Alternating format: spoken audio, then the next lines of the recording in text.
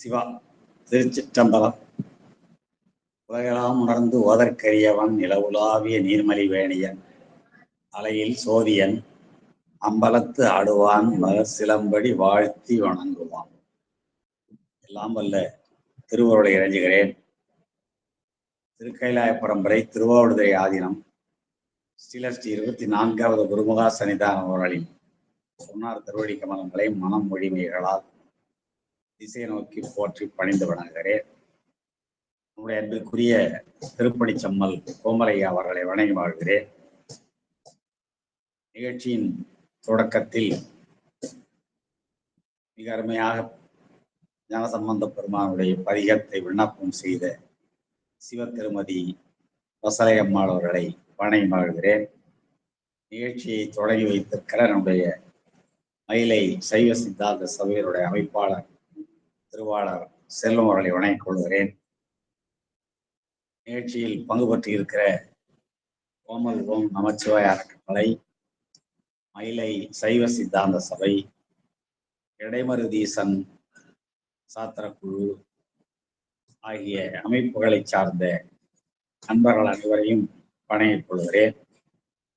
சிவ திருமதி சிவமலர் அம்மா அவர்களுக்கு என்னுடைய அன்பான இனிய பிறந்த நாள் வாழ்த்துக்களையும் தெரிவித்துக் கொள்கிறேன்.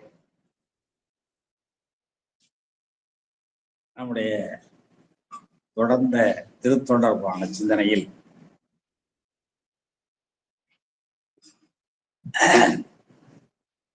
இதுவரை 3 சருக்கங்களை நிறைவு செய்துவிட்டு இப்பொழுது 4வது சருக்கத்துக்குள் நாம் நுழைகிறோம்.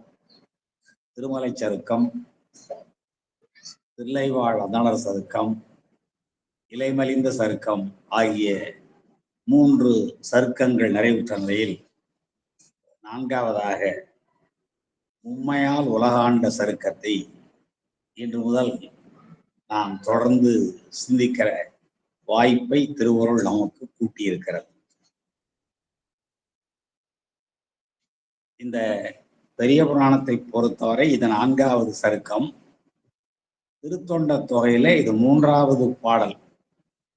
அவருடைய 11 பாடல்களில் சேக்கடார் சுவாமிகள் சொல்லுவார் அல்லவா, அந்த மெய்ப்பதிகத்து அடியார்களை, அந்த மெய்ப்பதிகம் என்பது இந்த மெய்ப்பதிகம்தான், திருத்தொண்ட தொகைதான்.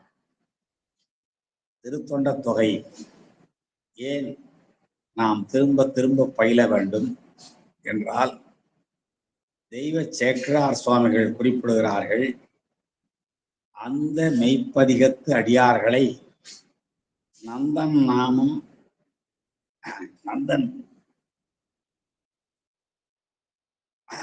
நம்பியாண்டார் நம்பி,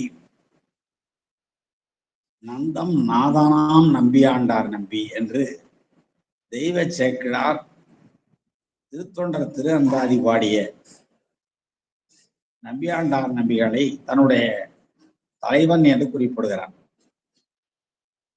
அவருக்கும் வழிகாட்டியாக விளங்குபவர் நம்பியாரூர். அதனாலேதான் அவர் நம்பியாரூர் எவ்வாறு சிறப்பிக்கப்படுகிறார் என்றால், அந்த மெய்ப்பதிகம் என்று நிலைத்திருக்கக்கூடிய நித்தியமான சத்தியமான மெய்ப்பொருளை பற்றி பாடுகிற பதிகம். பெருமான் வேறு, அடியார்கள் வேறு என்று பாராமல் அவர்களுடைய அந்த சிவ தொண்டுகளையும், தொண்டினாலே எவ்வளவு இடையூறு ஏற்பட்டாலும் சற்றும் தளராது அந்த தொண்டை மேற்கொண்டு அதனாலே சிவப்பேறு எய்திய அடியார்களையும் அவர் பாடுகிற பதிகம்தான் அந்த மெய்ப்பதிகத்து அடியார்கள். அந்த மெய்ப்பதிகத்து அடியார்களை நந்தன் நாதனாம் நம்பியாண்டார் நம்பி என்று தெய்வ சேக்கிழார் நம்பியாண்டார் நம்பியை போற்றி மகிழ்கிறார். எனவே நாம் மெய்ப்பதிகத்தை பயில வேண்டும். அந்த மெய்ப்பதிகத்து அடியார்களை நந்தன் நாதனாம் நம்பியாண்டார் நம்பி வந்த புந்தியார சொந்த வகையினால் வந்தவாறு வழாமல் இயம்புவான் என்று தெய்வ சேக்கிழார் தனக்கு முதல்வர் ஆசிரியராக விளங்குகிற நம்பியாண்டார் நம்பிகளையும் போற்றி மகிழ்கிறார். அந்த வகையில் இந்த மெய்ப்பதிகமாக விளங்குகிற நம்பியாரூரருடைய திருத்தொண்ட தொகையினுடைய 3வது பாடல் வழியாக 6 நாயன்மார்களை குறிப்பிடுகிறார். அந்த 6 நாயன்மார்கள் யாவர் என்றால், மும்மையால் உலகாண்ட மூர்த்தி ஒருவர். மும்மையால் உலகாண்ட மூர்த்திக்கும் அடியேன், முருகனுக்கும் உருத்திர பசுபதிக்கும் அடியேன், செம்மையே திருநாளை போவார்க்கும் அடியேன், திருக்குறிப்பு தொண்டர்தம் அடியார்க்கும் அடியேன், மெய்மையே திருமேனி வழிபடா நிற்க வெகுண்டெழுந்த தாதையாள் மழுவினால் எறிந்த அம்மையான் அடிச்சண்டி பெருமானுக்கு அடியேன், ஆரூரன் ஆரூரில் அம்மானுக்கு ஆளே என்று இந்த பாடல் வழியாக 6 நாயன்மார்களை குறிப்பிடுகிறார். எனவே இந்த சருக்கத்துக்கு பெயர் வைக்கிற பொழுது இந்த முதல் நாயன்மாராக விளங்குகிற மூர்த்தி நாயனாரை குறிப்பிடுகிற மும்மையால் உலகாண்ட மூர்த்திக்கும் அடியேன் என்று மெய்ப்பதிகம் தொடங்குகிறது. அந்த மும்மையால் உலகாண்ட மூர்த்தி தான் இன்று நம்முடைய சிந்தனைக்குரிய நாயன்மாராக விளங்குகிறார்.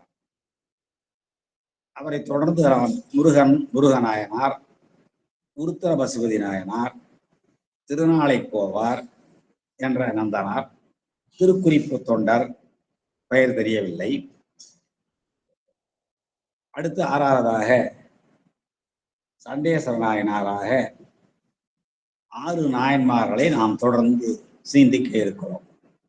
அந்த வகையில் இப்பொழுது உண்மையால் உலகாண்ட சருக்கத்தினுடைய முதல் நாயன்மாராக விளங்குகிற மூர்த்தி நாயனாரை பற்றி நாம் சிந்திக்கிற பொழுது வழக்கம் போல நாம் முதலில் திருத்தொண்ட தொகையினையும் அடுத்து திருத்தொண்டர் திரு அந்தாதியையும் பார்த்துவிட்டுத்தான் விரிநூலாகிய தெய்வ சேக்கடார் சுவாமிகள் தந்திருக்கிற பெரிய புராணத்தை நாம் பார்ப்போம். அந்த மரபின்படி திருத்தொண்ட தொகையில் மூர்த்தி நாயனார் எவ்வாறு குறிப்பிடப்படுகிறார் என்றால், மும்மையால் உலகாண்ட மூர்த்திக்கும் அடியேன். மும்மையால் உலகாண்ட மூர்த்தி, அது என்ன மும்மையால் உலகாண்ட மூர்த்தி? ஒரு அரசன் என்றால் அவனுடைய ஆட்சி அடையாளமாக அவனுக்கு அரியணை இருக்கும், மணிமுடி இருக்கும், செங்கோல் இருக்கும், பல்வேறு வகையான அணிகலன்கள் இருக்கும், வெண்கொற்ற கவிகை இருக்கும். இதெல்லாம் ஆட்சி அடையாளங்கள். இந்த ஆட்சி அடையாளங்கள் எல்லாவற்றுக்கும் ஒவ்வொன்றுக்கும் ஒரு பொருள் உண்டு. ஏதோ அழகுக்காக அரியணையில் அமர்ந்தான், அரியணை அழகுக்காக வெண்கொற்ற கொடை கவிக்கிறது, கையிலே செங்கோலை ஏந்தினார் என்றெல்லாம் கொள்ளாமல் ஒவ்வொன்றுக்கும் ஒரு பொருள் உண்டு என்பதை நாம் எல்லாம் நன்றாக அறிவோம். அந்த வகையில் இப்பொழுது மும்மையால் உலகாண்ட இவர் என்ன செய்கிறார் என்றால், அரசனை போல மணிமுடிகள் தங்கத்தாலா மிக உயர்ந்த உலோகத்தாலாகி மணிகளெல்லாம் பதிக்கப்பட்ட மணிமுடிகளை இவர் அணியவில்லை. அதே போல பாகுவலயம் முதலாக பல்வேறு வகையான அணிகலன்களை அரசர் அணிவார்கள் அல்லவா, அவையெல்லாமும் அணியவில்லை. அபிடேகமாக மிக ராஜ்யாபிஷேகம் என்று சொல்லி மிகச்சிறந்த அபிஷேகங்கள் எல்லாம் மன்னர்கள் கொள்வார்கள். முதலில் பொறுப்பேற்கிற பொழுதும் சரி, தொடர்ச்சியாக அவர்கள் வெற்றிகள் பெற்று வருகிற பொழுதும் அபிடேகம் கொள்வதும் மணிமுடியை தரித்துக் கொள்வதும் நம்முடைய மன்னர்களுடைய, பண்டை தமிழ் மன்னர்களுடைய மரபு. ஆனால் நம்முடைய மூர்த்தி நாயனார் இந்த 3ஐயும் ஏற்றுக்கொள்ளுகிறேன், ஆனால் இந்த 3ம் எவ்வாறாக இருக்க வேண்டும் என்பதிலேதான் உலகியல் மன்னர்களோடு சற்று மாறுபடுகிறார். உலகியல் மன்னர்கள் என்ன செய்வார்கள்? மிக உயர்ந்த உலோகத்தால் ஆகிய ஒரு முடியில் மணிகள் பதிக்கப்பெற்ற, நவமணிகள் எல்லாம் பதிக்கப்பெற்ற விலை மதிப்பற்ற மணிமுடியை சூடிக்கொள்வார்கள். அபிடேக திரவியங்கள் எல்லாம் கொள்வார்கள். பல்வேறு வகையான அணிகலன்களை எல்லாம் அணிந்து கொள்வார்கள்.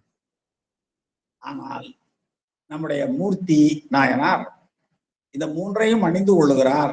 ஆனால் உலகியல் மன்னர்களைப் போல இல்லாமல் வேறு வகையாக அணிந்து கொள்கிறார். அதுதான் மும்மை. மும்மை என்றால் என்ன? 3 என்பது பொருள், வேற ஒன்றும் இல்லை. ஒருமை, இருமை, மும்மை என்பதெல்லாம் நம்முடைய தமிழ் வழக்கு, மும்மை புவனங்கள், மும்மை தமிழ், அருவான் மும்மை நாயன்மார் என்றெல்லாம் சொல்வது ஒரு மரபு. அதுபோல மும்மை என்றால் மூன்று என்பது பொருள். அப்போ மும்மையால் உலகாண்ட, மூன்றினால் உலகாண்ட ஆட்சி பொறுப்பை ஏற்று இந்த மூன்றினாலும் மிகச் செம்மையாக பெருமானுடைய திருவுருளை பெற்று ஆட்சி செய்த மூர்த்திக்கும் அடியேன் என்று திருத்தொண்ட தொகையிலே குறிப்பிடுகிறார். அந்த மும்மை என்ற மூன்று எவை என்ன என்றால், சைவ சாதனமாக விளங்குகிற திருநீரு, அதுதான் அபிடேக பொருளாக கொள்ளுகிறார் நம்முடைய மூர்த்தி நாயனார். யானை மாலையிட்டு இவரை மன்னராக எருத்தின் மீது ஏற்றி வந்த பொழுது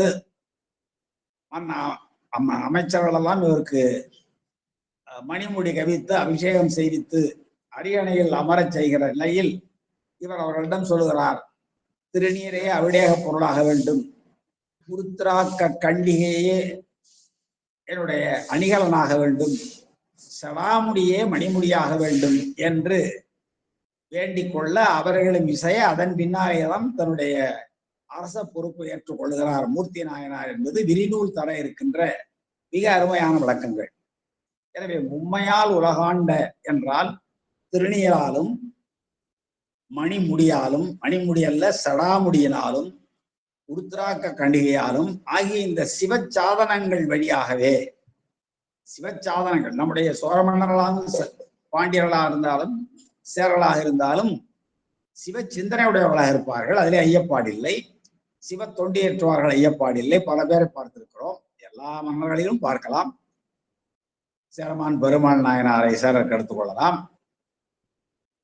மாரவர்மன் அரியசரி என்று சொல்லப்படுகிற நின்ற சீர் நெடுமாறன், அதே போல சோழர்கள்ல இவருடைய அரசராக இருந்த அனபாய குலோத்துங்க சோழன், இப்படி எல்லோரும் சிவத்தொண்டு ஆற்றுபவர்கள் தான் என்றாலும் அவர்கள் அரசர்களுக்குரிய அடையாளமாக விளங்குகிற மணிமுடியை தரித்துக் கொண்டார்கள், பல்வேறு வகையான அணிகலன்களை அணிந்து கொண்டார்கள்,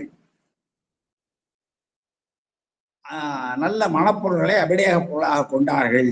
ஆனால் இவரும் ஆட்சியை ஏற்றுக்கொண்டார். இந்த மூன்றையும் மட்டுமே தான் தனக்குரிய பொருளாக ஏற்றுக்கொண்டு ஆட்சியை மேற்கொண்டார். அபிடேக பொருளாக திருநீற்றையும், அணிகலன்களாக பெருமானுடைய அடையாளமாக விளங்குகிற உருத்திராக்க கண்டிகையையும், அதே போலவே சடாமுடியையே மணிமுடியாகவும் கொண்டு இவர் ஆட்சியை மிகச் செம்மையாக செய்தார் என்பது விரிநூல் தருகிற அரிய கருத்துகள்.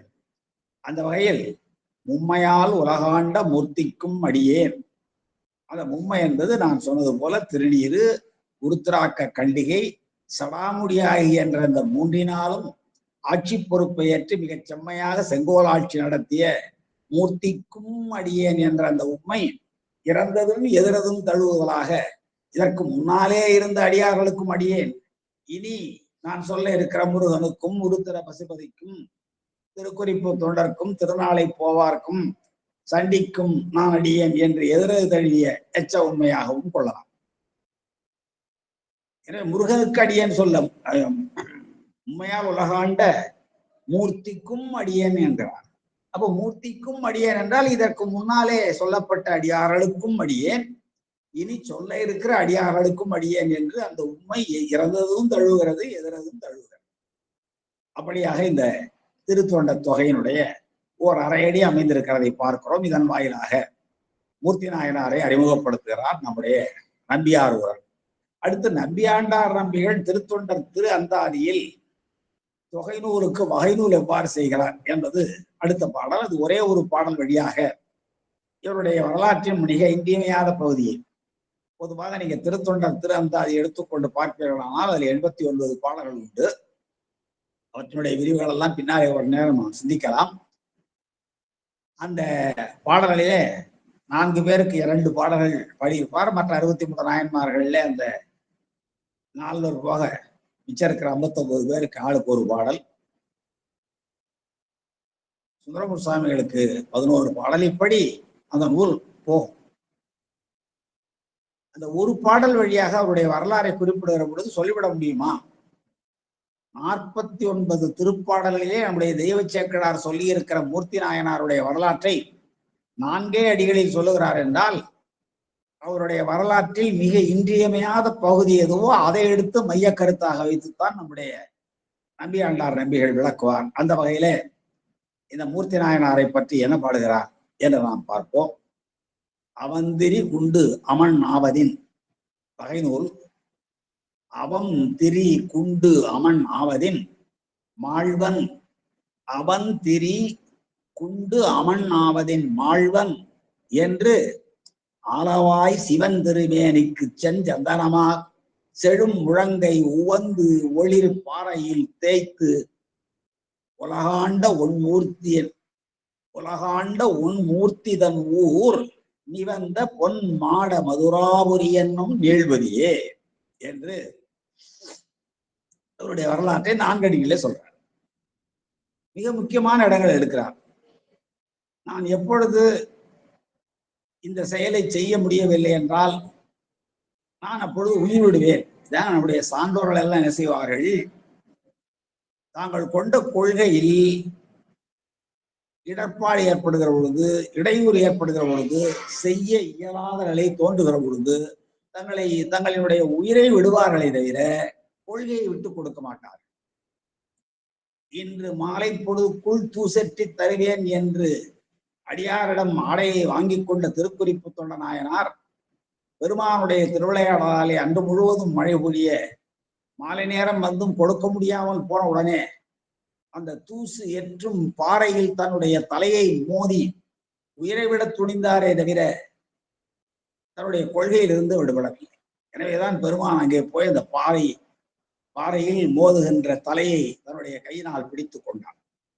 கலிய நாயனார் விளக்கரிக்கிற பொழுது எண்ணெய் கிடைக்காத பொழுது கழுத்தை அருந்து உதிரத்தை ஊற்றினார். கணம்புள்ள நாயனார் தன்னுடைய முடியை எரித்தார். எல்லா நாயன்மார்களுடைய வரலாறையும் பாருங்க. அந்த செயல் தாங்கள் மேற்கொண்ட தொண்டு தொடர முடியாத இடர்பாடு ஏற்படுகிற பொழுது தங்களுடைய இன்னுயிரை தருவார்கள். அதைத்தான் இங்கேயும் சந்தனத்தை அரைத்து கொடுக்கின்ற பெரும் பணியினை செய்தார். மதுரையில் இருக்கிற ஆலவாய் பெருமானுடைய திருக்கோயில் எழுந்தருளி பாண்டிய நாடே பழம்பதியாக விளங்குகின்ற அந்த மதுராபுரியில இருந்து ஆட்சி செய்கிற சௌந்தரராஜ பாண்டியனாக இருந்தும் ஆட்சி செய்த நம்முடைய சிவபெருமான் சோமசுந்தர கடவுளாக எழுந்தருளி இருக்கிற அந்த திருக்கோயிலிலே பெருமானுக்கு சாத்துவதற்காக நாள்தோறும் சந்தனத்தை அரைத்து கொடுக்கின்ற ஒரு அற்புதமான பணியை செய்தவர் தான் இந்த மூர்த்தி நாயனார். அந்த பணியை செய்வதற்கு இடையூறாக அவருடைய வாழ்க்கையில் நாம் பின்னாலே வெறிநூல் வழியாக பார்க்க இருக்கிறோம். சமணர்கள் சார்ந்த ஒரு கருநாடக வேந்தன் இடையூறு செய்ய அப்பொழுது இவர் சொல்லுகிறார், அவம் தெரி குண்டு அமனாவதின். இவர் நினைத்திருந்தால் அந்த சமண சமயத்தை சார்ந்திருந்தால் கர்நாடக வேந்தன் பக்கம் போயிருந்தால் என்னவோ உயர்நிலை எழுதியிருக்கலாம். ஆனால் அவமே தெரிந்து அறிவற்று தெரிகின்ற அமணர்களாக ஆவதை விட என்னுடைய உயிரை விடுவேன். அதான் அவம் தெரி குண்டு அமனாவதில். அவம் தெரிதல் என்றால் வீணே தெரிதல். வீணே தெரிதல் என்றால் என்ன? சைவத்தை பொறுத்தவரையும் எது வீழ்நாள் என்றால் பெருமானை நினைக்காத நாள், வழிபடாத நாள், போற்றாத நாள், பேசாத நாள் தான் வீணாய் போன நாட்கள். போற்றாதே ஆற்ற நாள் போக்கினேனே பேசாத நாளெல்லாம் பிறவா நாளே என்று நம்முடைய அருளாளர்கள் வழிகாட்டி இருக்கிறார்கள். போற்றாமல் ஆற்ற நாள் போக்காதீர்கள், ஒரு நாளும் பேசாமல் இருக்காதீர்கள். அது இன்னும் தெளிவாக ஒரு நாளும் திருக்கோயில் சூடாராயில் என்று பாடுவார். திருநாமம் அஞ்செழுத்தும் செப்பாராயில் திருக்கோயில் ஒரு நாளும் சூடாராயில் என்று நாம் செய்ய வேண்டிய கடமைகள் என்ன என்பதை நம்முடைய அருளாளர்கள் பட்டியலிட்டு வரையறுத்து செய்திருக்கிறார். அந்த வகையில் என்னாலே செய்ய முடியவில்லை என்றால் நான் அவமே தெரிந்தவனாவேன். அப்பொழுது சமணர்களுக்கு எனக்கு வேறுபாடு இல்லாமல் போகும். எனவேதான் அவந்திரி வீணாக தெரிகின்ற அறிவற்ற குண்டு அமணர்களாவதை விட மாழ்வன், நான் என்னுடைய உயிரை துறப்பேன், என்னுடைய கொண்ட கொள்கையிலிருந்து செயல்பட முடியவில்லை என்றால் நான் என்னுடைய உயிரை துறப்பேன், மாழ்வன் இறந்து போவேன், அழிந்து போவேன், மாண்டு போவேன் என்று ஆலவாய் சிவன் திருமேனிக்கு செஞ்சதனமாக. ஆலவாய் மதுரைக்குள்ள அருமையான திருப்பெயர்களிலே ஒன்று ஆலவாய். அந்த ஆலவாயில் எழுந்தருளி இருக்கிற சிவன் திருமேனிக்கு, சோமசுந்தர பெருமானுடைய திருமேனிக்கு, அது அருள் திருமேனி அல்லவா, அந்த அருள் திருமேனிக்கு செஞ்சந்தனமாக சாத்துவதற்குரிய சந்தனம் செஞ்சந்தனம். சந்தனங்களிலும் மிகச் செம்மையானது செஞ்சந்தனம், மிக உயர்வானது செஞ்சந்தனம் சொல்லுவார்கள். மலாக்கா சந்தனம் என்று உரையாசிரியர்கள் குறிப்பு எழுதியிருக்கிறார்கள். அந்த பெருமானுக்கு எவற்றையெல்லாம் தருவது சிறப்புடைத்து, எவற்றையெல்லாம் அணிவிப்பது சிறப்புடைத்து என்பதை பற்றியும் நாம் பார்க்க இருக்கிறோம். சிவன் திருமேனிக்கு செஞ்சந்தனமாக. செஞ்சந்தனமா என்றால் செஞ்சந்தனமாக, அது தொகுத்த விகாரம். வெல்லுமா மிகவல்ல மெய்ப்பொருளுக்கடியேன், வெல்லுமாறு மிகவல்ல என்பதிலே அந்த ஈற்று உகரம் எப்படி தொகுத்தல் விகாரம் ஆயிற்றோ அதை போல சிவன் திருமேனிக்கு செஞ்சந்தனமாக என்றில்லாமல் செஞ்சந்தனமா. செழும் முழங்கை உவந்து ஒளிர் பாறையில் தேய்த்து, தன்னுடைய செழுமையான முழங்கை, சந்தனக்கட்டை கிடைக்காவிடில் என்ன, என்னுடைய வலிமையான உடலில் இருக்கிற செழுமையான கை முழங்கை, இதை தேய்த்து நான் பெருமானுக்கு சாத்துவேன் என்று சொல்லி செழும் முழங்கையை தேய்க்கிறார். தேய்க்கிற பொழுது இப்படி ஒரு நிலை எனக்கு வந்து விட்டதே என்ற வருத்தம் இல்லை. கையை தேய்த்தால் முதலில் தோலும், பிறகு நிலமும், பிறகு எலும்பும், பிறகு எலும்புக்குள் இருக்கிற மூளையும் வெளியே வந்து என்னுடைய உடலுக்கு ஊறு விளைவிக்குமே என்ற அச்சம் இல்லை. அப்பொழுதும் கூட பெருமானுக்கு சாத்துவதற்குரிய சந்தனமாக நம்முடைய மேனியை தருகிறோம் என்ற மகிழ்ச்சி தான் அவருக்கு இருந்தது. அதான் இங்க சொல்றாரு பாருங்க, சிவன் திரு மேனிக்கு செஞ்சந்தனமா செழும் முழங்கை. அவருடைய உடலுடைய வளமையை காட்டுகிறது செழுமையான முழங்கை. அந்த முழங்கையினை உவந்து மகிழ்ச்சியோடு, உடல் வருத்தம் ஏற்படுமே என்ற மனக்கவலை சிறிதும் இல்லாமல் மனம் மகிழ்ந்து, ஒளிர் பாறையில், அதாவது சந்தனத்தை தேய்க்கிற அந்த வட்டக்கல், நல்ல பாறை அது, அந்த பாறையில தேய்த்து தன்னுடைய முழங்கை, செழும் முழங்கையை செஞ்சந்தனமா தேய்த்து உலகாண்ட, அவ்வாறு செய்தமையினாலேயே பெருமானுடைய அசிரீரி வாக்கை எல்லாம் பெற்று, ஆளும் உரிமையை எல்லாம் பெற்று, பாண்டிய நாட்டை மதுரையை தலைநகராக கொண்டு ஆட்சி புரிந்த ஒன் மூர்த்திதன் ஊர், ஒன் ஒளி புகழ் பெற்ற, இதனாலே புகழ் அவருக்கு வருகிறது. அவருடைய செயலெல்லாம் மனம் மொழி மெய் ஆகிய முக்கரணங்களாலும் பெருமானை பற்றிய சிந்தனையாகவே இருப்பதனாலே அந்த உடம்பை பற்றியும் கவலை இல்லை, உடம்பு வருந்துமே என்ற மனக்கவலையும் இல்லை. அவனாக வீணே திரிந்து அமன் குண்டராக திரிவதை விட நான் மாண்டு போவேன் என்ற அந்த மொழியை சொல்வதனாலும் அவருக்கு துன்பமில்லை. எனவே மனம் மொழி மெய்களால் செய்த அந்த செயல் அவருக்கு புகழை தந்தது. அதனாலதான் ஒன்மூர்த்தி என்றார். அந்த ஒன்மூர்த்தி தன் ஊர், அவர் தோன்றிய தலம் எது என்றால் நிவந்த பொன்மாட மதுராபுரி. நிவந்த மிக உயர்ந்த மாட மாளிகைகளை உடைய, அவருடைய பல நகரங்களை பற்றிய செய்திகளை நாம் தொடர்ந்து பெரிய புராணத்தின் வழியாக பார்க்கிற பொழுது நகரங்களில் எல்லாம் மாட மாளிகைகள் இருந்தன, மிகப்பெரிய வீதிகள். இன்னும் மதுரையை பொறுத்தவரை சொல்லுகிற பொழுது 6 கிடந்தன்ன அகல் நெடுந்தருக்கள் என்று பாடுவான். 6 கிடந்தன்ன அகல் நெடுந்தருவான். அகன்ற தெரு, நீண்ட தெரு, ஒரு பேராறு எப்படி இருக்குமோ அதை போல மிக அகலமான நீளமான தெருவாக மதுரை மாநகர் வீதிகள் விளங்கின என்று சங்கப்பாடல்கள் சொல்லுகிறார். அப்படி இந்த மதுரை என்று வந்தவுடனேயே தமிழும், தமிழ்நாட்டை ஆண்ட பாண்டிய மன்னர்களும், அவர்களுடைய ஆட்சி சிறப்புரைகளும் நம்முடைய சேக்கிழாருக்கும் நம்பியாண்டார் நபிக்கும் நம்பியாரோருக்கும் தோன்றுவது இயல்புதானே. அந்த வகையில் தான் இங்கே உவந்து ஒளிர் பாறையில் தேய்த்து உலகாண்ட உன்மூர்த்தி ஆகிய அவருடைய ஊர் நிவந்த பொன்மாடம், அழகான மாட மாளிகைகள். பொன்னென்றால் இந்த இடத்துல அழகு என்பது பொருள். அழகான மாட மாளிகைகள். நிவந்தன்னா மிக மிக உயர்ந்த, ஏன்னா பல அடுக்கு மாளிகைகள் எல்லாம் நிறைய இடங்கள்ல எழுநிலை மாடங்கள் எல்லாம் கொண்டிருந்தது. அந்த நிவந்த மிக உயர்ந்த பொன் மாடங்களுடைய அழகான மாடங்களை உடைய அழகான மாளிகைகளை உடைய மதுராபுரி என்று சொல்லப்படுகிற நீள்பதி, நீண்டபதி, நெழுகின்றபதி, நெழும்பதி என்று காலம் கடந்த பெயரச்சமாக வினைத்தொகையாக குறிப்பிடுகிறார் என்றால் அது எதனாலே நீண்டபதி?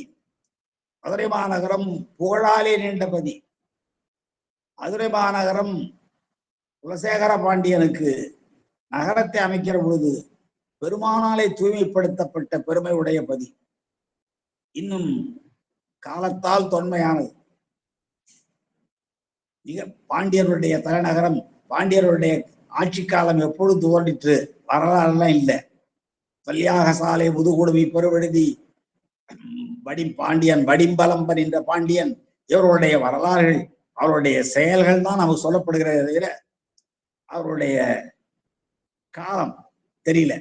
எனவே இந்த நீள்பதியாகிய மதுரை புகழால் பெருமை மிக்கது, புகழால் நீண்டது, பெருமையினால் நீண்டது, மேலும் காலத்தினால் நீண்டது. அதனாலதான் நீள்பதி என்றான். இந்த பாடலை மீண்டும் ஒரு முறை பார்த்து விடுவோம். இதுல அந்த ஊருக்கு 2 பேர் சொல்லியிருக்காரு, ஆலவாய் என்றும் மதுராபுரி என்றும். மதுராபுரி என்பது தலத்தின் பெயர், ஆலவாய் என்பது திருக்கோயிலின் பெயர் என்று நாம் கொள்ளலாம்.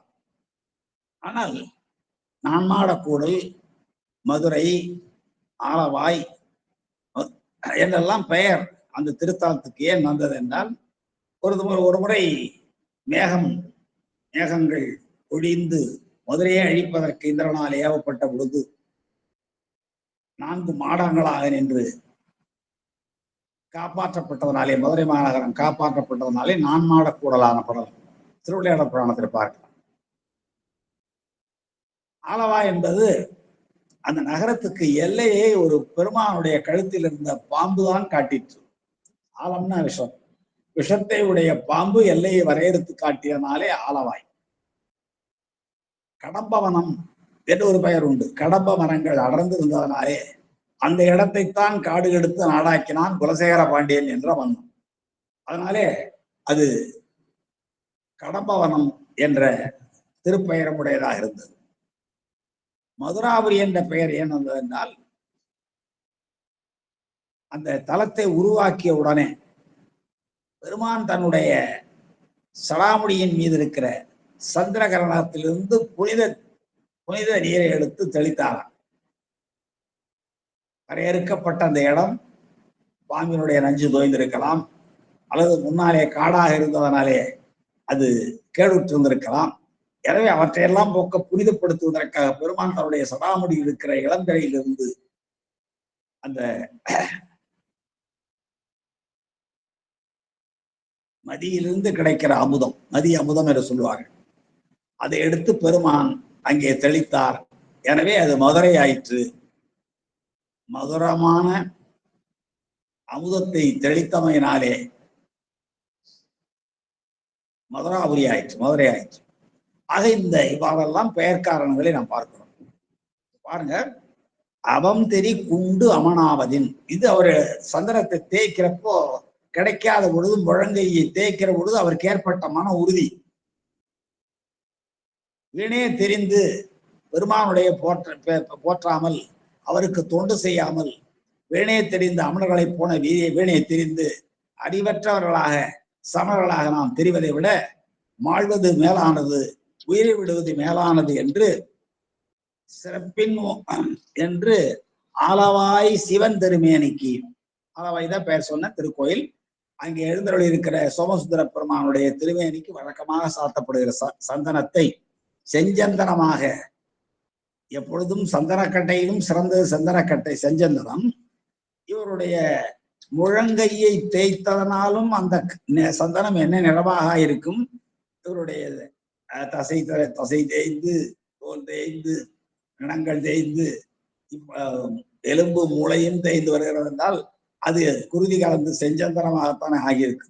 எனவே செஞ்சந்தனமாக தன்னுடைய செழுமையான முழங்கையை உவந்து உவந்து உவந்து, அது மிக முக்கியமானது, மனமகிழ்ச்சியோடு ஒளிர்பாறையில் அல்ல மிக்க பாறை சந்தனம் பாறை. அது நீண்ட காலமாக பெருமானுக்கு சாந்தம் அரைப்பதற்காகவே வைக்கப்பட்டிருந்த அந்த பாறையில் அதிலே தேய்த்து உலகாண்ட. அதனாலே பின்னாலே பெருமானுடைய அருளை பெற்று ஆட்சியுரிமையை பெற்று உலகாண்ட ஒன்மூர்த்தி மனம் மொழி மீகள் ஆகியவற்றாலே குறைபாடின்றி பெருமானை பற்றிய சிந்தனையும் பெருமானுக்காகிற தொண்டும் பெருமானை பற்றிய மொழிகளுமே சொல்லிக் கொண்டிருக்கிற போர்மிக்கவராகிய மூர்த்தி தன் ஊர் எது என்றால் நிவந்த மாடம், உயர்ந்த மாட மாளிகைகள் நிரம்பி இருக்கிற உயர்ந்த அழகான மாட மாளிகைகள். நிவந்த பொன்மாடம் என்றால் உயர்ச்சியாக விளங்குகிற அழகான மாட மாளிகைகள் நிறைந்திருக்கிற மதுராபுரி என்னும் நீண்ட பதி. மதுராபுரி என்று சொல்லப்படுகிற புகழால் பெருமையினால் காலத்தினால் தொன்மை மிக்க பதி, எக்காலத்திலும் சிறப்போடு விளங்குகிற. அதான் நீள்பதி என்றால் நீண்ட பதி. புகழால் நீண்டபதி, பெருமையால் நீண்டபதி, காலத்தால் நீண்டபதி.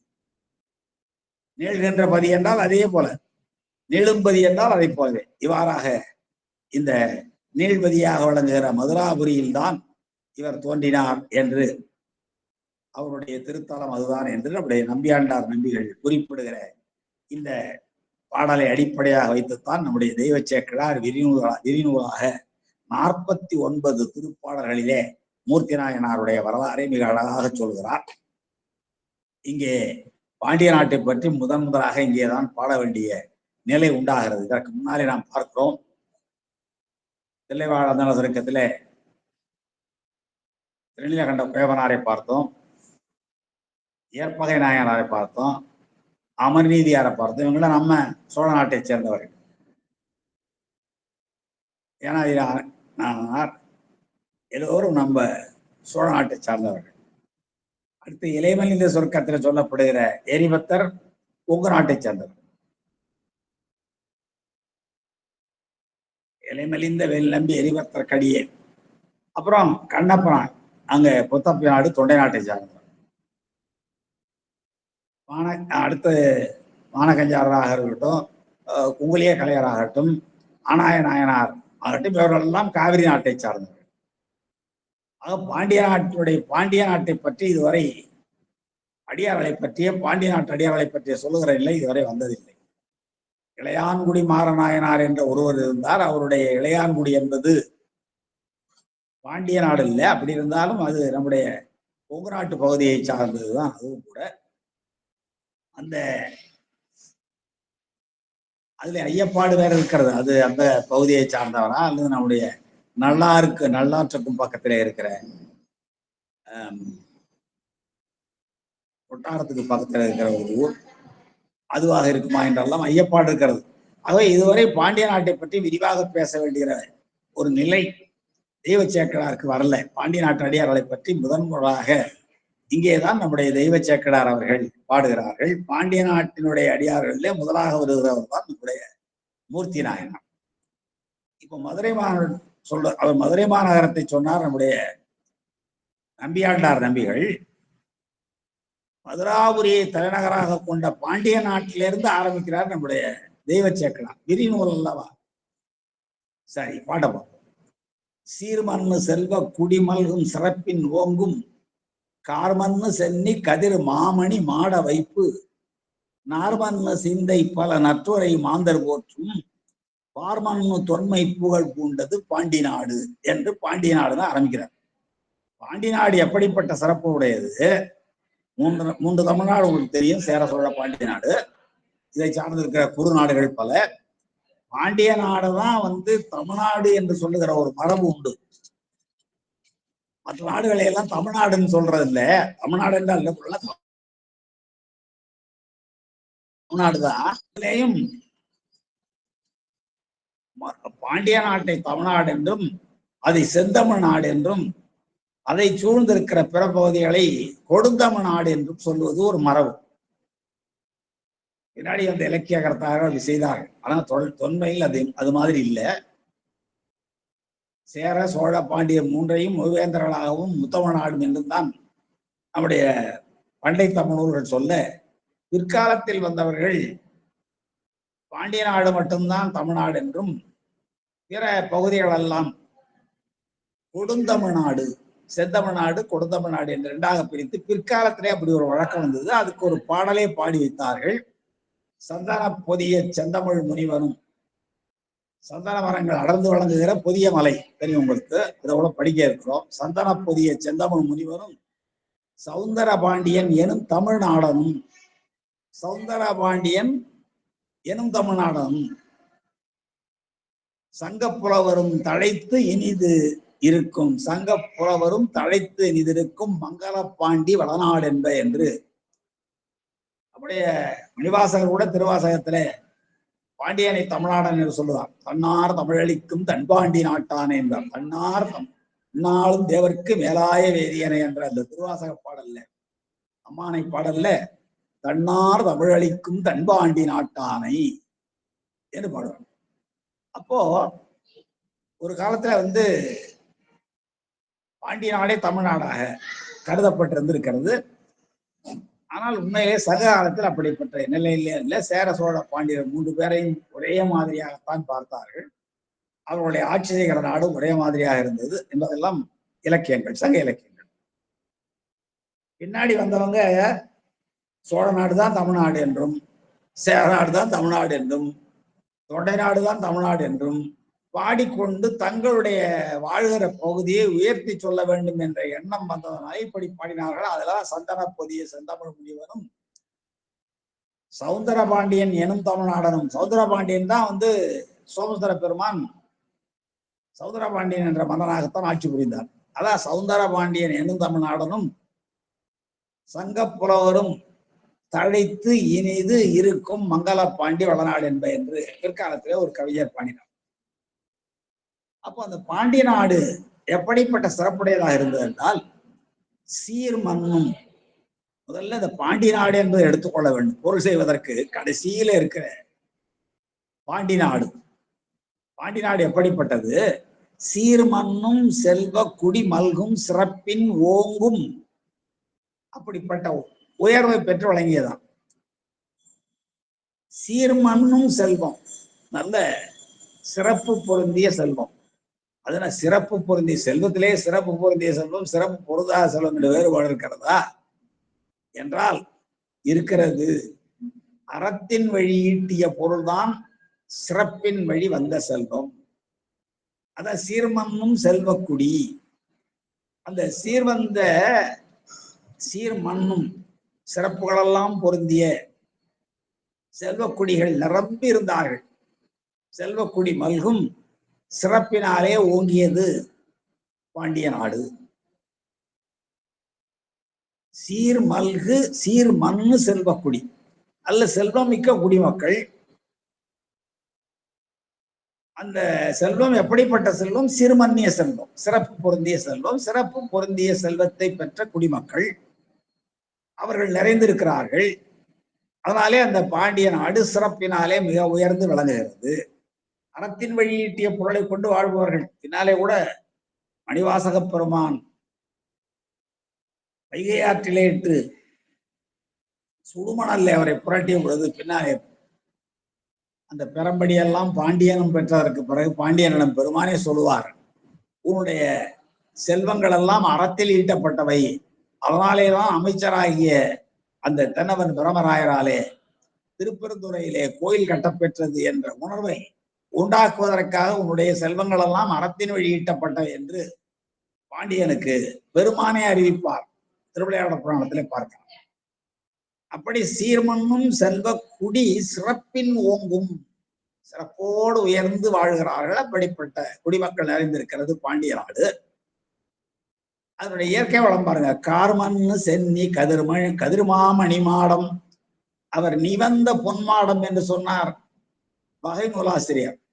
பிரிநூலாசிரியராகிய சேக்கடர் எப்படி சொல்றாரு? மதுரை மாநகரத்தில் இருக்கிற மாட மாளிகைகளை கார்மண்ணு சென்னி, காரண மேகம், மேகம் பொருந்துகிற அளவுக்கு மிக உயரமான உச்சி பகுதியை உடைய, தலைப்பகுதியை உடைய கதிர்மா மணி மாடம், நல்ல ஒளி வீசுகிற மணிகள் பதிக்கப்பட்ட உயர்ந்த மாடங்களை வைப்பு சேம நிதியாக கொண்டிருக்கிறது மதுரை மாநகரம்.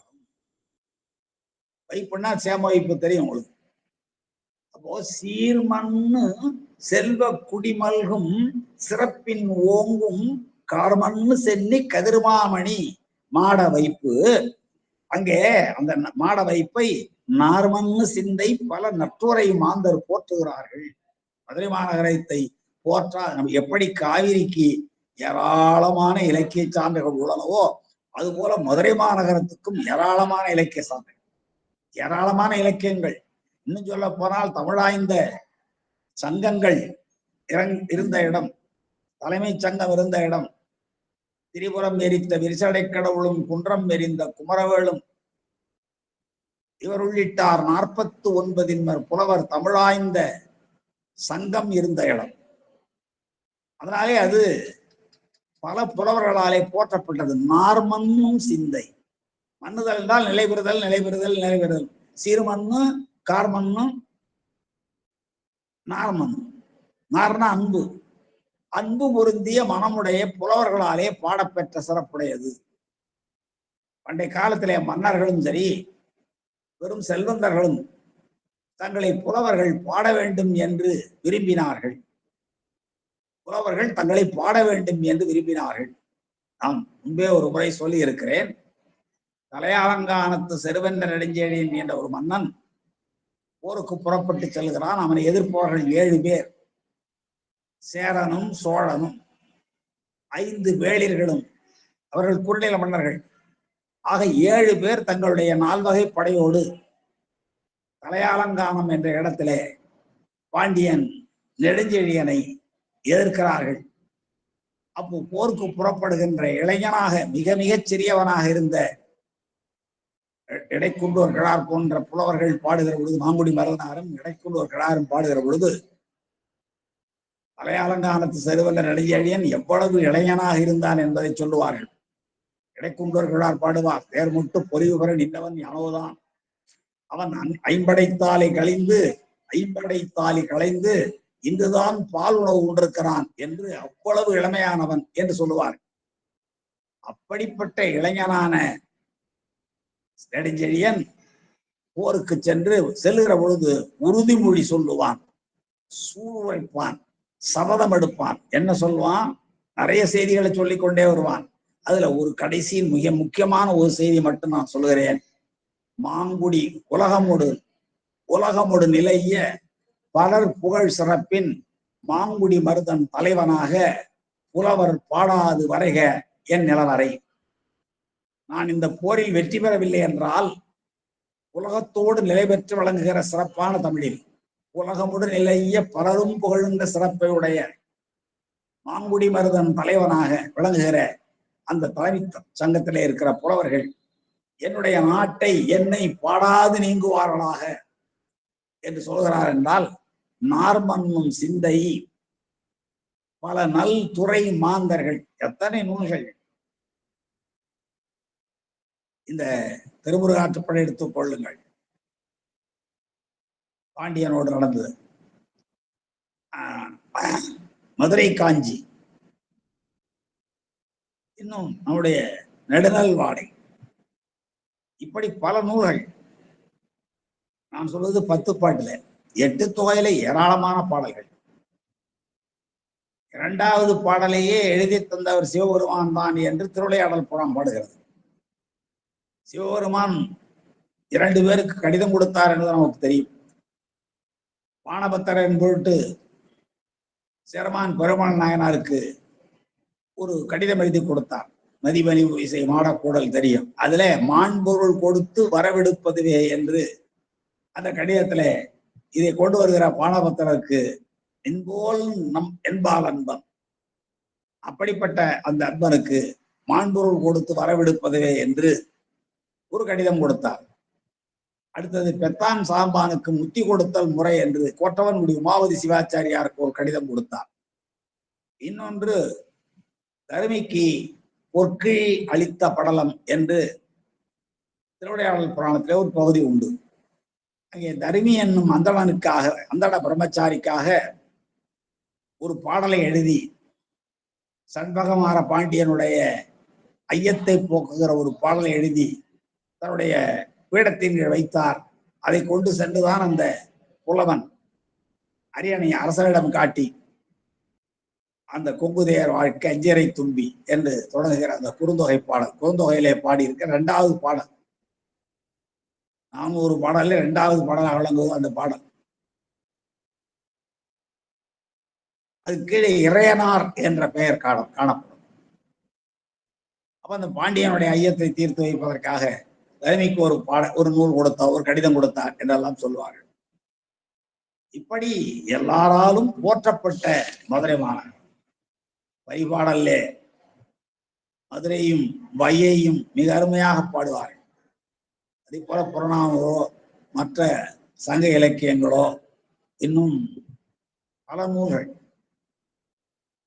கோரவூர் சுவாமிகள் வரை ஏராளமான நூல்களால் போற்றப்படுகிற மதுரை பாண்டிய நாடு. நார்மன்னு சிந்தை நற்றுரை மாந்தர் போற்றும் பார்மன்னும் தொன்மை புகழ் பூண்டது. இந்த உலகத்தில நிலைவேறுடைய மிக பழமையான புகழ் பூண்டதுதான் பாண்டிய நாடு என்று முடிக்கிறார். இந்த பாடலுக்கு ஒரு விசேட உரை. நான் சொன்னது வெளிப்படை பொருள். சீர்மண்ணும் செல்வ குடிமல்கும் சிறப்பின் ஓங்குவது பாண்டிய நாடு. இந்த பாண்டிய நாடு 3 இடத்தையும் சேர்த்துங்க.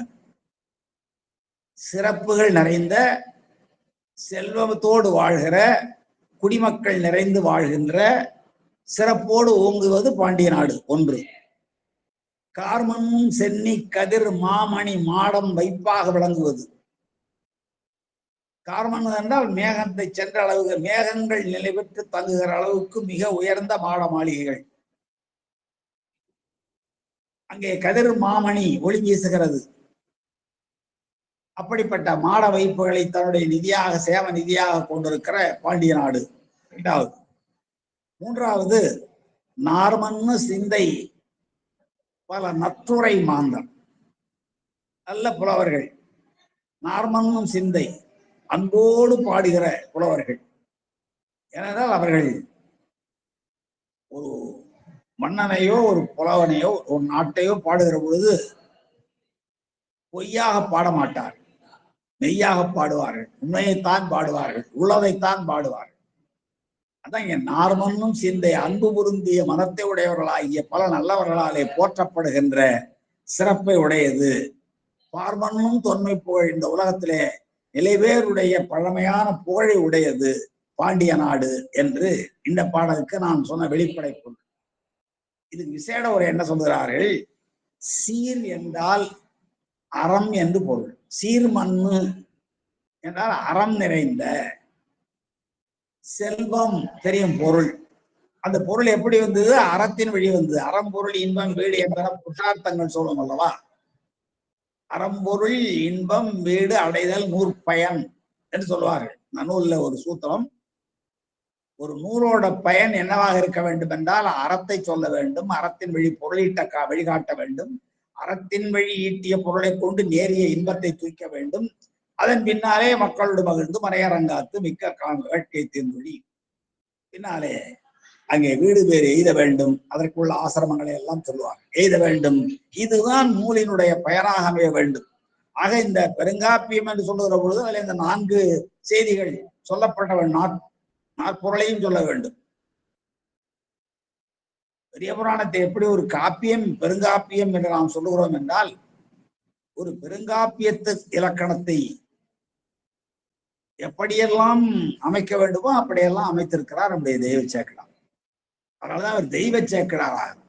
2 புலவர்கள் தாங்க தெய்வ புலவர்கள். ஒருவர் தெய்வ சேக்கிழார், இன்னொருவர் தெய்வ புலவர் திருவள்ளுவர். வேற யாரையும் நாம தெய்வ அடைமொழி கொடுத்து சொல்வதில்லை. அப்போ நார்மன்னும் சிந்தை பல நல்ல துறை மாந்தர்கள், நற்றுறை மாந்தர்களால் போற்றப்படுகிற மார்மன்னும் தொன்மை புகழ் பூண்டது சொல்கிற பொழுது, சீர்மன்னும் செல்வம் என்றால் அறத்தின் வழி வந்த செல்வம், அறத்தின் வழி வந்த பொருள். குடி என்பது இன்பத்தை காட்டுவது. அறத்தின் வழி வந்த செல்வத்தை துய்ப்பவர்கள் யார் என்றால் குடிமக்கள். அவர்கள் அனுபவிப்பது இன்பம். ஆக அறம்பொருள் இன்பம் 3 வந்ததுங்களா? இவை 3ம் நிரம்பி இருக்கிற சிறப்பினோடு, சிறப்பு என்றால் வீடு பேர். அது எப்படி? திருக்குறள் ஒரு குறள், சிறப்பீனும் செல்வமும் ஈனும் என்று ஒரு குறள்.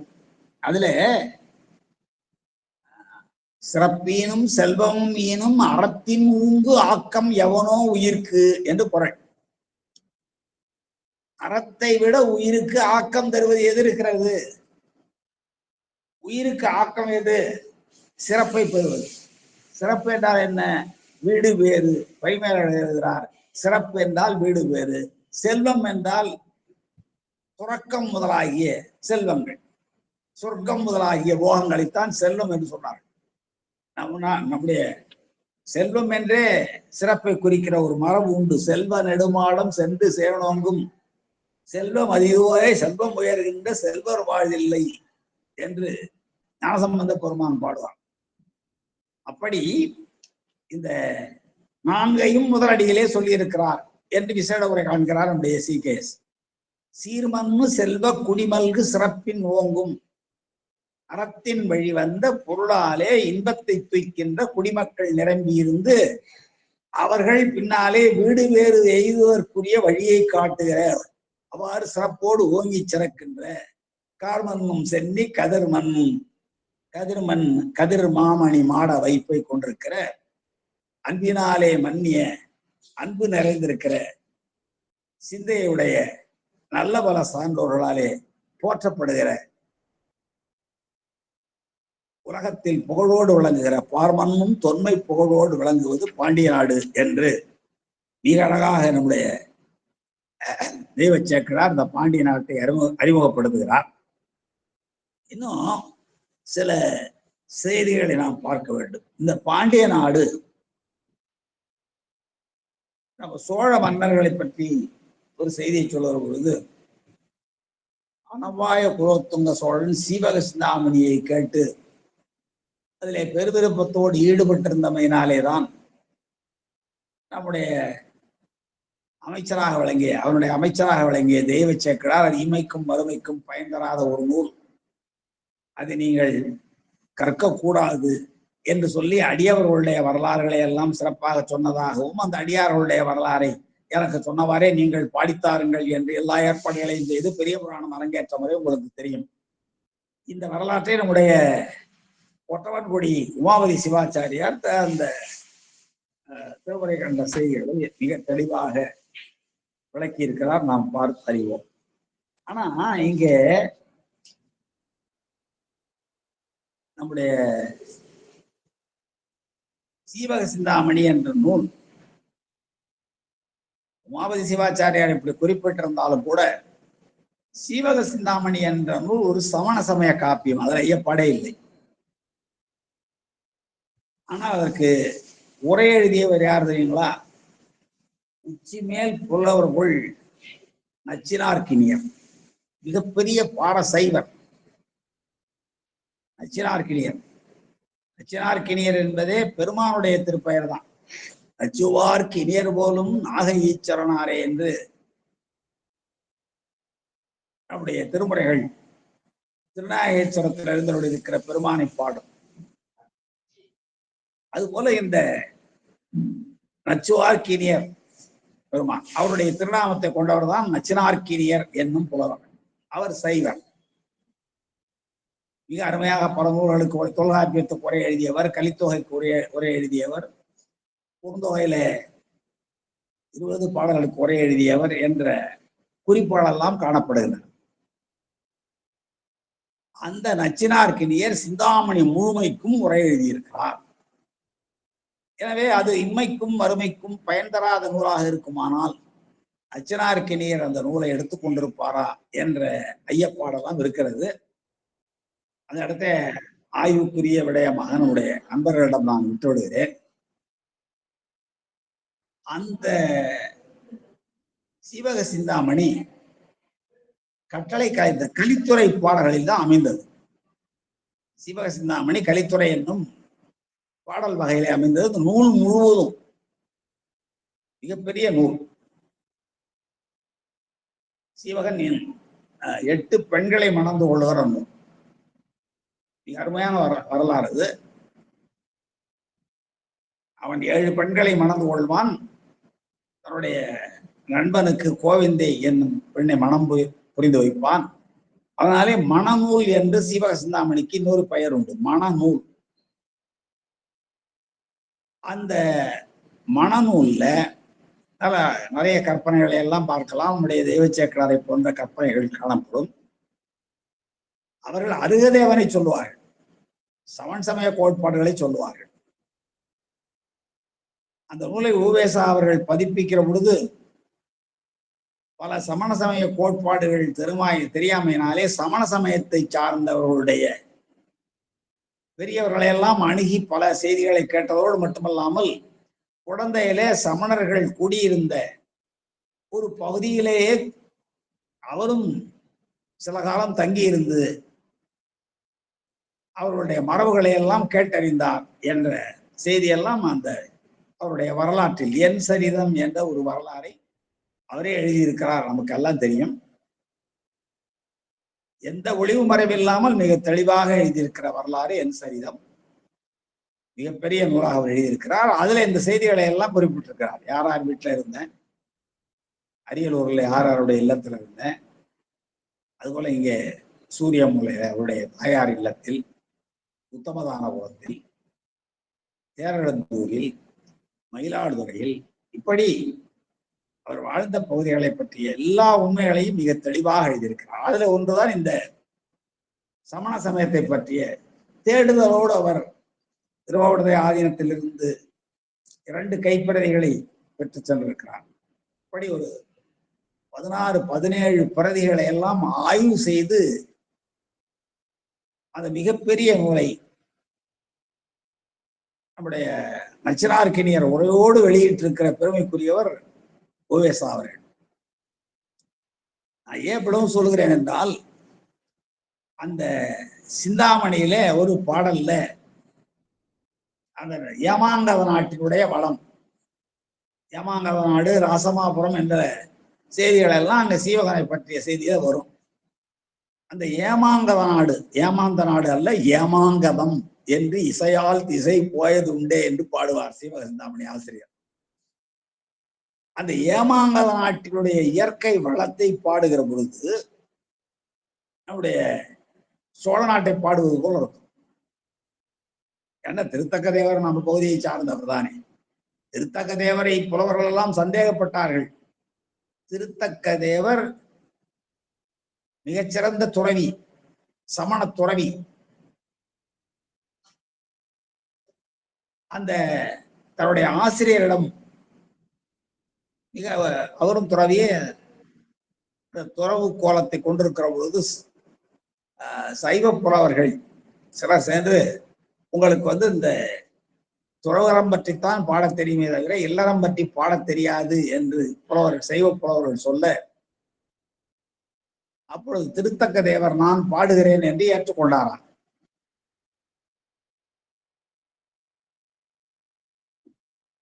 சரி என்று அவர்கள் போய்விட்டார்கள். அந்த ஆசிரியர் கூப்பிட்டு ஏதாவது ஒரு விஷயமாக ஒரு நூல் செய் என்று சொல்ல விளைகிற பொழுது அந்த பகுதியாக ஒரு நரி ஓடிட்டான். அதை பார்த்து இந்த நரியை பற்றி ஒரு நூல் எழுது என்று சொல்லி ஆசிரியர் சொல்ல, நரிவிருத்தம் என்ற ஒரு நூலை முதலில் பாடியிருக்கிறார் திருத்தக்கதேவர். அந்த பாடலுடைய அமைப்புகளை, ஓசையை, பொருளாளத்தை எல்லாம் அறிந்து கொண்டதற்கு பின் தான் அவருடைய குருநாதர் சரி நீ இந்த திருமண நூல் மனநூலாகிய சீவக சிந்தாமணியை பாடு என்று சொல்ல, இந்த 7 பெண்களை மணந்து கொண்ட வரலாறை, சீவகன் 7 பெண்களையும் அவருடைய நண்பன் 8வது பெண்ணாகி கோவிந்தையையும் மணந்து கொண்ட வரலாற்றை சொல்கிற மனநூலை பாடி காட்டினார். இது அரங்கேற்றுகிற பொழுது அவையில் இருந்த புலவர்களுக்கு ஒரு பெரும் ஐயப்பாடு எழுந்தது. இப்படிப்பட்ட இன்பச் சுவையெல்லாம் பாடுகிற அளவுக்கு ஒரு துறவியால் எப்படி முடிந்தது?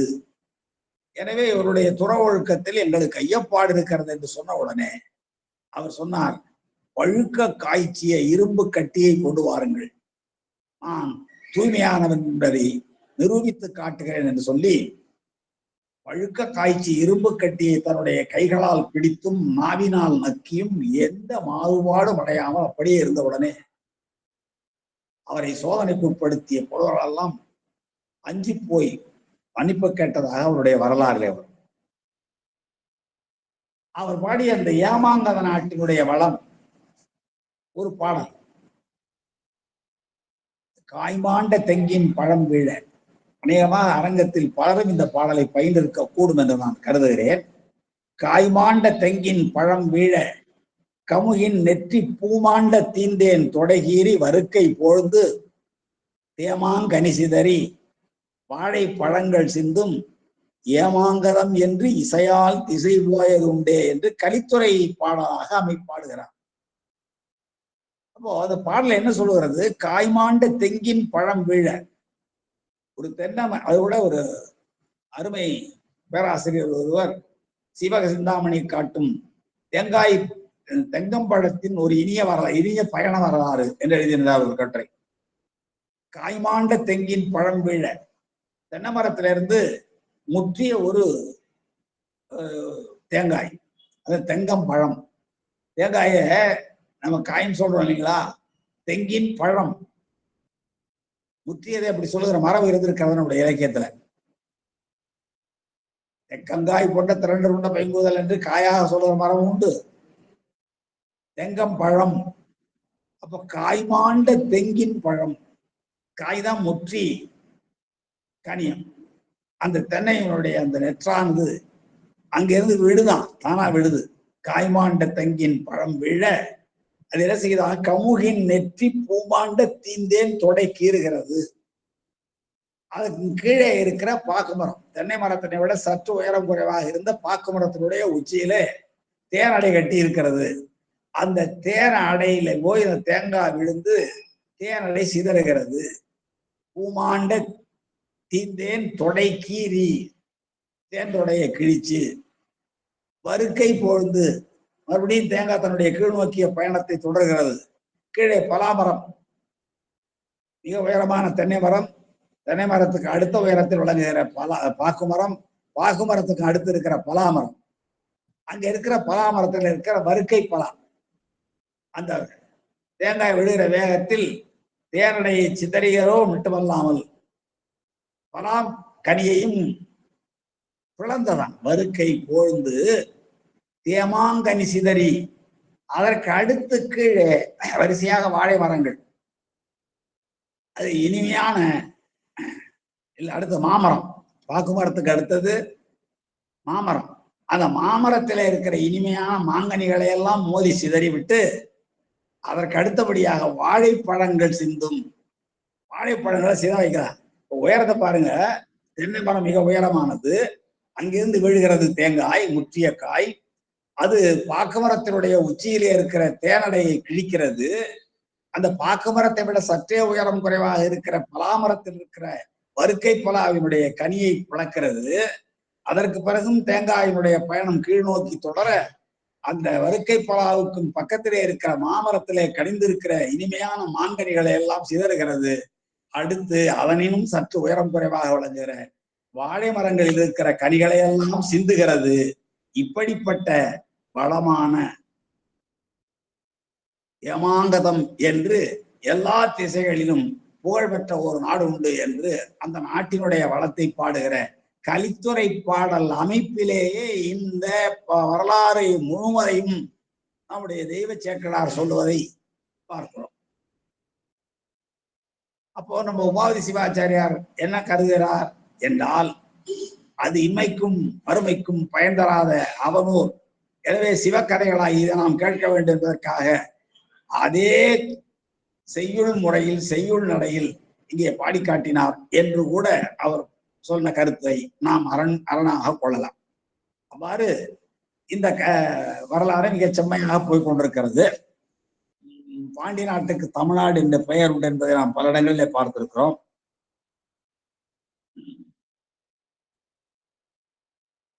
சிந்தாமணியை விடுத்து இதனை கற்போர் தமிழ்ச்சுவையும் இகபர நலனும் ஒருங்கே அடையுமாறு இச்சரிதம் கூறிய யாப்பமிதி ஆசிரியரின் கருணை திறனையும் கவித்திறனையும் ஒருங்கே காட்டுகிறது என்று நம்முடைய ஆசிரியர் குறிப்பிடுகிறார்கள்.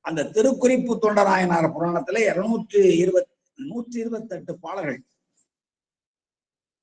அந்த 128 பாடல்கள்ல முதல் 110 பாடல்கள் தொண்டை நாட்டை பற்றிய செய்திகளை சொல்லி இருப்பார்.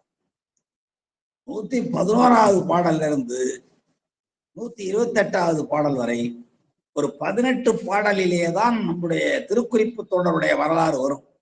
பின்னாடி நாம் பார்க்க இருக்கிறோம்.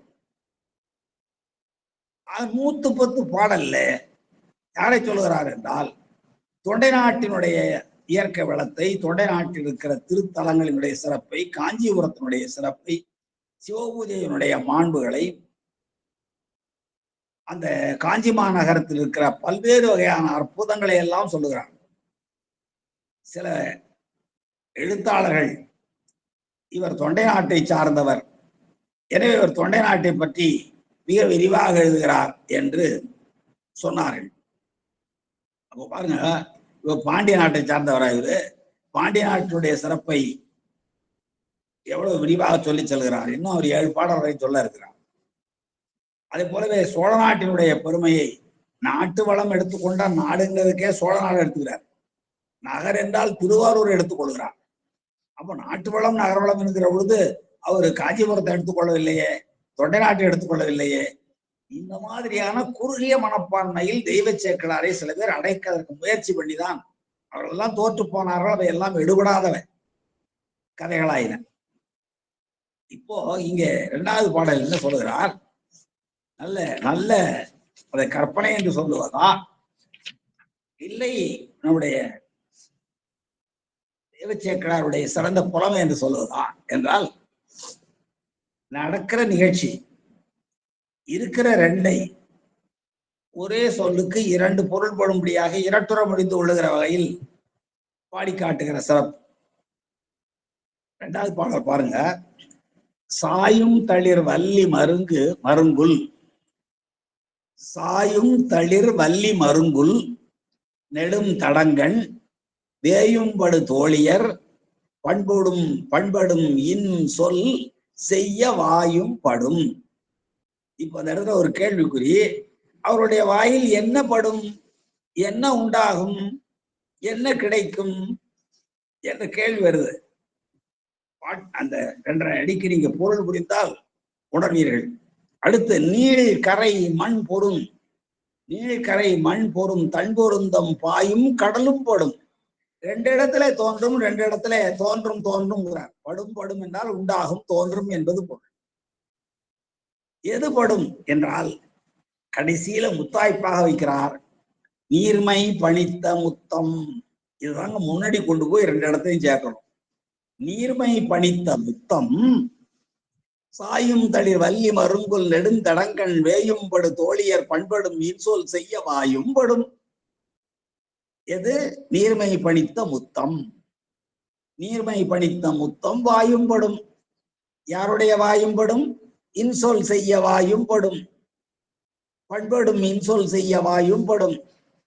வேயும்படு தோழியர் பண்படும் இன்சொல் செய்ய வாயும் படும். அந்த வேயும்படும் தோழியர் எப்படிப்பட்டவர்கள்? நெடுந்தடங்கண்ணை உடையவர்கள். அந்த நெடுந்தடங்கண்ணை உடைய பெண்களினுடைய மென்மையான உடல் எப்படி இருக்கிறது? சாயும் தளிர் வள்ளி மருங்குல். இப்ப சாயும் தளிர் வள்ளி மருங்குல் நெடும் தடங்கண் வேயும்படும் தோழியர் பண்படும் இன்சொல் செய்ய வாயும் படும். எது? நீர்மை பணித்த முத்தம். சரி, அந்த நீர்மை படித்த முத்தம் பெண்களுடைய வாயில் மட்டும்தான் காட்சியளிக்குமா, கிடைக்குமா என்றால் இல்லை இல்லை. நீழ்கரை மண் பொறும் தன் பொருந்தம். பாண்டிய நாட்டில வையை மட்டுமல்ல, தன்பொருணை ஆண்பொருணை என்ற ஒரு ஆறு உண்டு. தாமிரவருணி என்று பெயர். அதுவும் பொதியமலையில் தோன்றுகிற ஒரு ஆறு. பொதியமலையில் தோன்றுகிற, பொதியமலையிலிருந்து விழுகிற அருவி ஆறாக வந்து படிச்சிருப்பீங்களா? அங்க ஏற்கண் அம்மை திரு அருள் சுரந்து பொழிவதென பொங்கருவி இழுமலை எங்கள் மலை என்று. எப்படி ஒரு அற்புதமான பாடல்! அந்த பொதியமலையை பற்றி பாடுகிற பொழுது ஒரு அருமையான பாடல். திங்கள் முடி சூடுமலை, தென்றல் விளை ஆடுமலை, திங்கள் முடி அதெல்லாம் பாடுறாருங்க. இங்க நான் ஏதோ நேரத்தை கடத்துறதுக்காக சொல்றேன் நினைக்காதீங்க. திங்கள் முடி சூடும் மலை, பொதிய மலை சொல்றார். தென்றல் விளையாடும் மலை, தங்கு புயல் சூழுமலை, தங்கு புயல் சூழுமலை, மழை மேகங்கள் எல்லாம் வந்து தங்கி இருக்குமா. தமிழ் முனிவன் வாழும் மலை, இன்னைக்கும் அகத்திய முதலியார் அங்க வாழ்வதாக நம்பிக்கை இருக்கிறது. தமிழ் முனிவன் வாழும் மலை. அடுத்து பாருங்க, அங்கையற்கண் அம்மை அருள், அங்கையற்கண் அம்மை திரு அருள் சுரந்து பொழிவதென பொங்கருவி விழுமலை. அருவி விழுதான், அந்த அருவி நீர் விழுது, அவ்வளவுதானே. அங்கையற்கண் அம்மையினுடைய அருளே சுரந்து நமக்கெல்லாம் பூமிக்கு வருவது போல பொங்கருவி வீழுமலை எங்கள் மலையே என்று, அந்த பொதிய மலை எங்கள் மலையே என்று பாடுகிறது போல ஒரு பாடல் அமைந்திருக்கு. அப்படி ஒரு அருமையான பாடல். அதே போலவே தமிழ பாண்டியன் எப்படி வளர்த்தாங்கிற சொல்லும் போது, பொறுப்பிலே பிறந்து தென்னன் மடியிலே கிடந்து சங்கத்து இருப்பிலே இருந்து வையை ஏட்டிலே தவழ்ந்த பேதை. தமிழ் எப்படி பாருங்க, பொறுப்பிலே பிறந்து, பொறுப்பென்றால் மலை, மலை என்ன இங்க அகத்தியன், அகத்திய முனிவன் புதிய மலையிலிருந்து தமிழை தந்தான். பொறுப்பிலே பிறந்து தென்னன் மடியிலே கிடந்து, யாருடைய மடியிலே, பாண்டியனுடைய மடியிலே வளருது. சங்கத்து இருப்பிலே இருந்து, எங்க இருக்கிறது, தமிழ்ச்சங்கத்தினுடைய இருப்பிலே இருந்து வையை எட்டிலே தவழ்ந்த பேதை.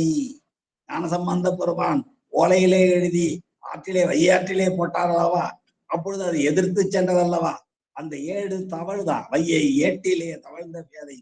அப்புறம் பின்னர் ஒரு மருங்கு, ஏன மருங்கு, ஏனத்தினுடைய மருங்கிலே அப்படின்னா பன்றியினுடைய கொம்பிலே இருக்கிற ஒரு பூமி என்னும் பெண்ணினுடைய மருங்கிலே வளர்கின்றாள் என்று அந்த பாடல் வரும். இப்படியெல்லாம் தமிழினுடைய சிறப்பை வளர்த்தது பாண்டியன். அதான் அந்த பொருணையை சொல்ல வந்த, தன் பொருந்தம் என்றால் பொருணை ஆறு, தாமிரவரணி ஆறு. அது அந்த பொதிய மலையிலிருந்து வருகின்ற, அருவியிலிருந்து வருகின்ற ஒரு ஆறு. அப்புறம் கீழே வந்து சில கிளை ஆறுகள் சேர்ந்து கொள்ளுகின்றன, அதான் தாமிரவரணி ஆறு. அந்த தாமிரவரணி ஆறு என்ன செய்கிறதா, கடல்ல போய் விழுது. வையை கடல்ல விழாது, காவிரி கடல்ல விழாது, கடல்ல விழுவது போல போய் சேரும் காவிரி. சங்கமம் என்று ஒரு துறை இருக்கிறது காவிரி பூம்பட்டினத்துல. காவிரி பூம்பட்டினத்துக்கும் கொஞ்சம் தெற்கே போனால், இன்னும் சொல்ல போனால் இந்த வானகிரியிலிருந்து போனோம்னா மிக நெருக்கமாக காவிரி கடலோடு கலக்கும் இடம் என்று ஒரு காட்டுவாராலே தவிர அங்கு காவிரி கடலோடு கலக்காது. ஏன் காவேரி கடலோட கலக்கலைங்கிறதுக்கு நம்முடைய திருமூலர் அருமையான கருத்தை சொல்லுவார். எங்களுடைய பெருமானுக்கு நீ நஞ்சை கொடுத்தாய், காவிரி சொல்லுதான், நாங்கள் வணங்குகிற பெருமானுக்கு நீ விஷத்தை கொடுத்த, எனவே நான் உன்னோடு வந்து சேர மாட்டேன் என்று காவிரி கடலோடு சேரவில்லை என்று திருமூல தேவநாயனாருடைய வரலாற்றை சொல்லுகிற பொழுது நம்முடைய தெய்வ சேக்கிடார் அவர்கள் பாடி காட்டுவார். அது போல இங்கே அந்த தன்பொருந்தம் என்ன செய்கிறது, கடல்ல போய் கலக்குது, கலக்கிற இடத்துல முத்தங்கள் கிடைக்கிறது. முத்தம் முத்தம் என்றால் முத்துக்கள் என்பது பொருள். அப்போ கடைசியில இருக்கிறத முன்னாடி கொண்டு ரெண்டு இடத்துல சேர்க்கணும். நீர்மை பணித்த முத்தம் என்றால் நல்ல அன்பு பொருந்திய முத்தங்கள். இரட்ட மொழிய வேண்டும், இரண்டு பொருள் பெறும்படியாக நாம் கொள்ள வேண்டும். அப்போ நீர்மை என்றால் இயல்பு, தன்மை என்பது பொருள். தாயினுடைய தன்மை என்ன, அன்பு தானே. தாய் தன்னுடைய குழந்தைக்கு என்ன கொடுப்பாள், முத்தத்தை தானே கொடுப்பா. அப்ப பெண்களுடைய வாயில் முத்தம் கிடைக்கிறது என்று முதல் ரெண்டு அடியில சொல்றாரு பாருங்க. நீர்மை பணித்த முத்தம், நீர்மைன்னா அன்பு, அன்பினுடைய தன்மையை வெளிப்படுத்தி காட்டுகிற முத்தம். நீர்மை பணித்த முத்தம், அன்பினுடைய தன்மையை வெளிப்படுத்தி காட்டுகிற முத்தம் எங்க இருந்து கிடைக்குது, சாயும் தளிர் வள்ளி மருங்குல், தளிர் சாயும் வள்ளி மருங்குல் என்று மாத்திக்கணும். தளிர்கள், இளந்தளிர்கள், இளம் தளிர்கள் அதிகமாக செறிந்திருப்பதனாலே கொடி தாங்க முடியாம வளைதான். பாருங்க, ஒவ்வொரு சொல்லையும் தேவையற்ற சொற்கள் என்று எதையுமே எடுக்க முடியாது.